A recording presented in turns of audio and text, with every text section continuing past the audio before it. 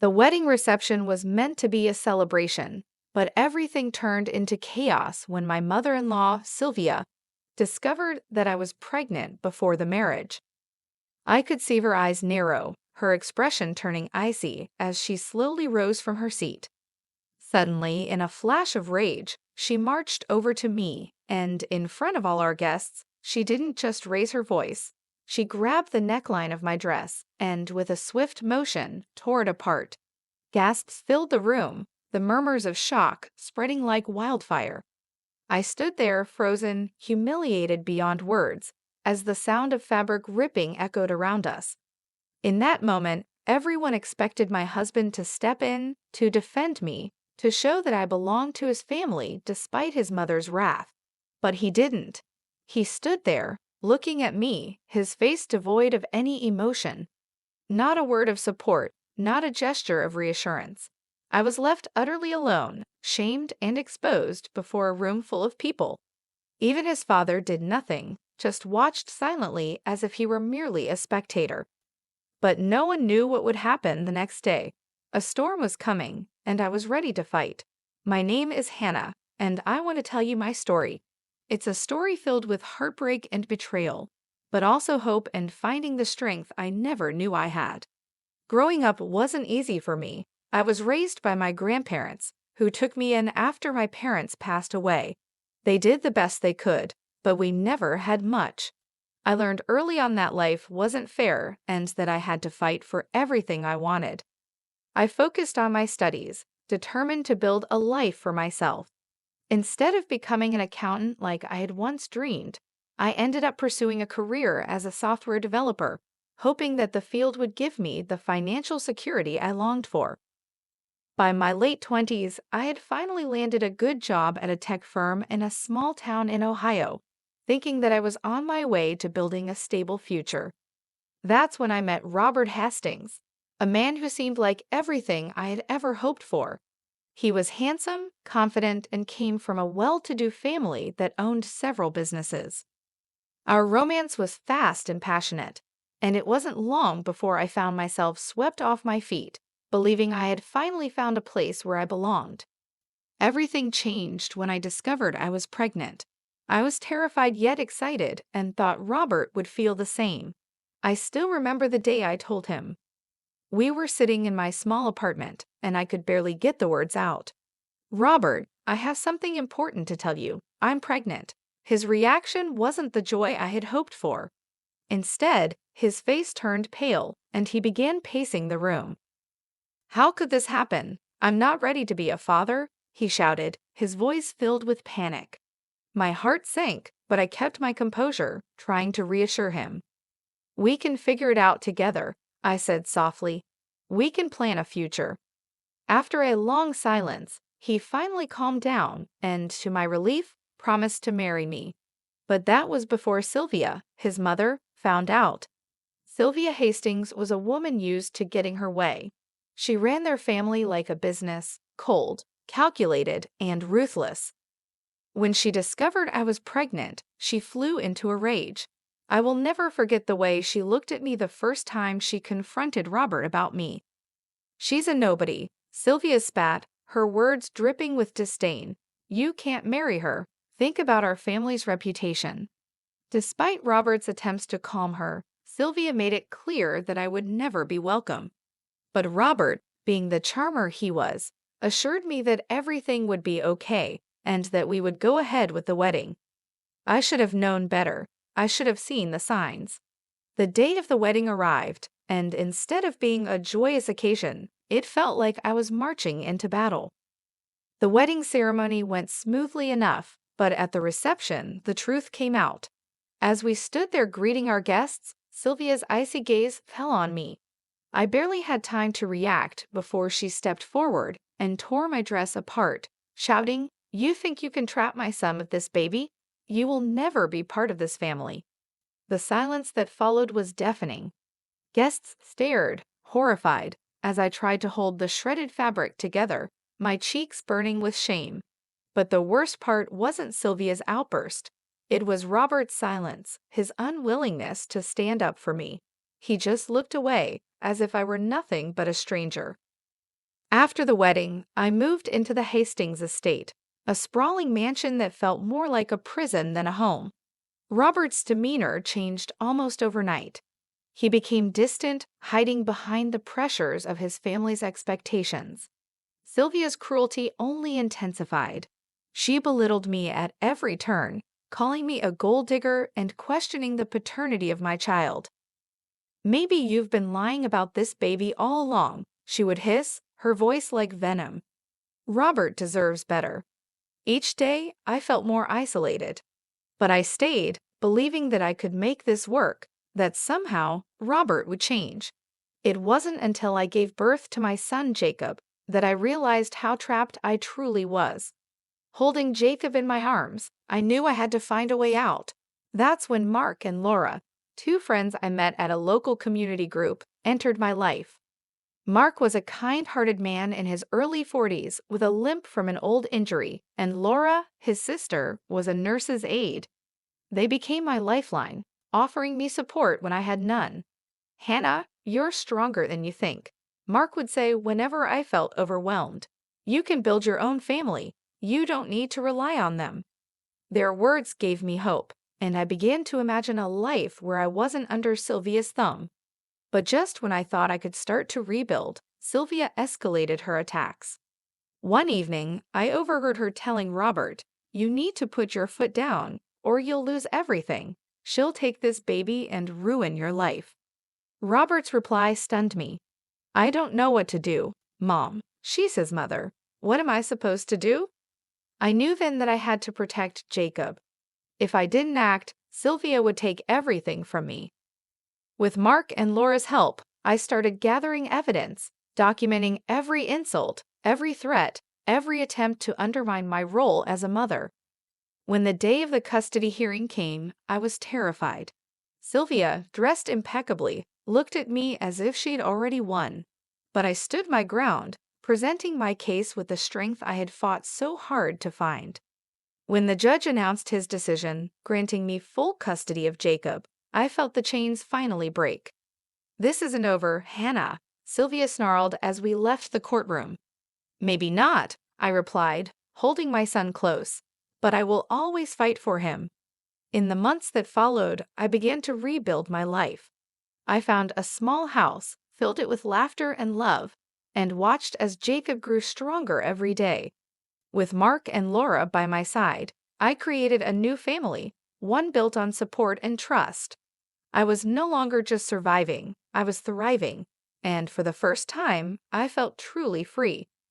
Sylvia may have tried to destroy me, but she underestimated one thing: I'm a fighter, and I will always protect what's mine. But Sylvia's threats were far from empty. Even though I won custody of Jacob, I knew she wouldn't let me live in peace. For weeks, there were rumors and whispers, people telling me that she was looking for ways to undermine the court's decision. "She's not going to give up," Mark warned me one day over coffee. His brow was furrowed, and I could see the worry etched across his face. "You need to stay vigilant." "I know," I murmured, glancing down at Jacob, who was playing quietly beside me. The thought of losing him sent a chill down my spine. I tightened my grip on my coffee cup, determined not to let fear take over. "I'm ready for whatever she throws at me." I thought I was prepared, but then Sylvia made her next move. One evening, as I was putting Jacob to bed, there was a loud knock on the door. I cautiously opened it, only to find two uniformed officers standing on my porch. "Mom, we need to talk," one of them said in a serious tone. "We received a report that you're unfit to care for your son." My heart plummeted. "What? That's a lie. Who would?" But I stopped mid-sentence. Of course, it was Sylvia. This was her doing, her way of trying to take Jacob from me by any means necessary. "Ma'am, we're going to need to look around," the officer said gently, but I could see the suspicion in his eyes. I knew what Sylvia was trying to do: paint me as some sort of unstable, negligent mother.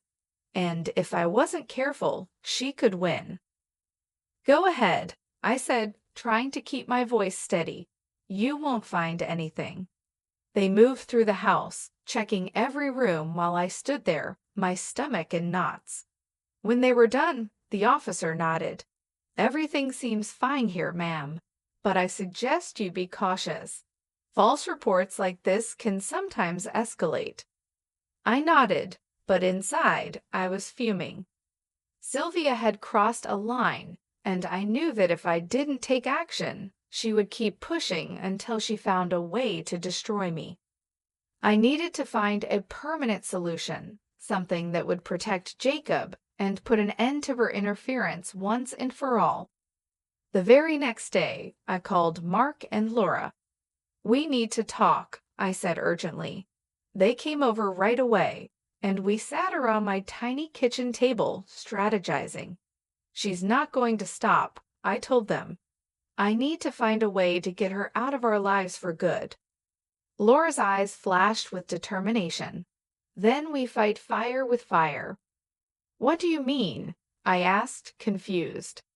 We gather evidence on her, Mark said slowly.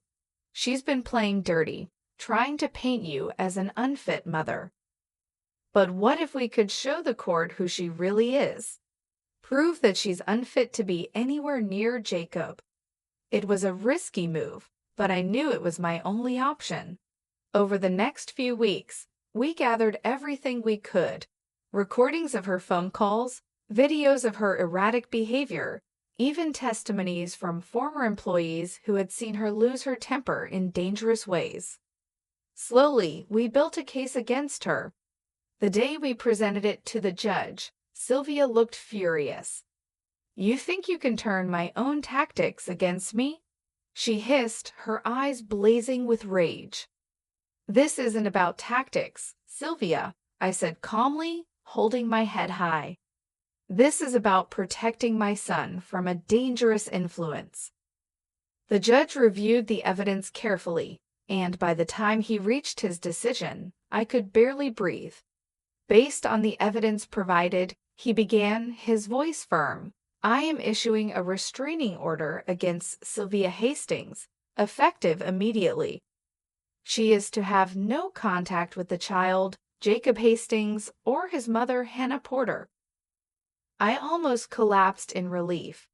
The battle was finally over. Sylvia let out a furious shriek as the gavel came down, but I didn't care. I had won. Jacob was safe. In the months that followed, life slowly returned to a sense of normalcy. I found a new job in a different town, hoping to build a fresh start for me and Jacob, far away from Sylvia's reach.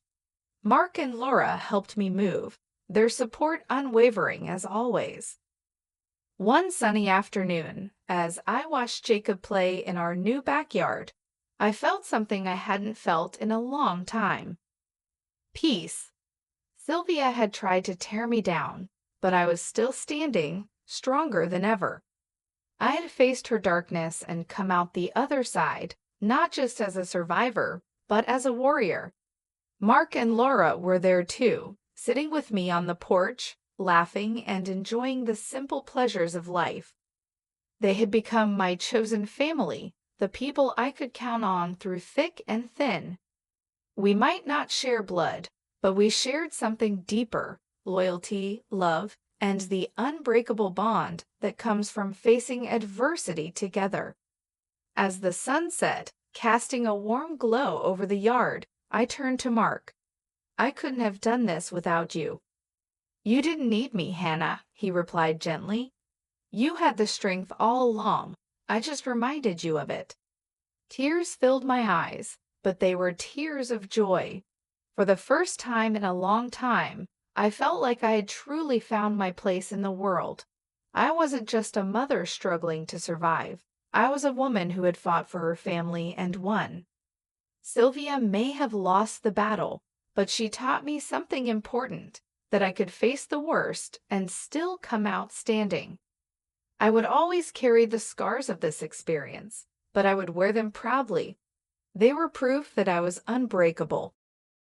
I looked down at Jacob, who was giggling as he chased a butterfly around the yard. "We're going to be okay, baby," I whispered softly. "We're going to be more than okay." Because no matter what the future held, I knew one thing for certain. I was finally free to build the life I had always dreamed of for myself and for my son. We had faced the storm, and now, at last, the skies were clear. Together, we would forge a new path, one filled with love, strength, and the promise of brighter days ahead. In the months following the court ruling, life gradually fell into a peaceful rhythm. I found a small house in a quiet neighborhood, far removed from the chaos of the Hastings estate. Each morning, I watched Jacob grow stronger, his laughter filling our home with warmth. I started working remotely, developing software for a small firm, and the simple joys of our new life, like Jacob's giggles as he chased after butterflies in the backyard, became my source of strength. Mark and Laura remained constants in my life, visiting often to check in and lend a helping hand. They had become the family I always longed for, proving that love and loyalty are not always bound by blood. As I sat on the porch one evening, holding Jacob close, I finally allowed myself to breathe. I was no longer surviving, I was thriving. I had fought for my son, for our future, and against all odds we had won. The scars of the past still lingered, but they no longer defined me. Instead, they served as reminders of the strength I had found within myself.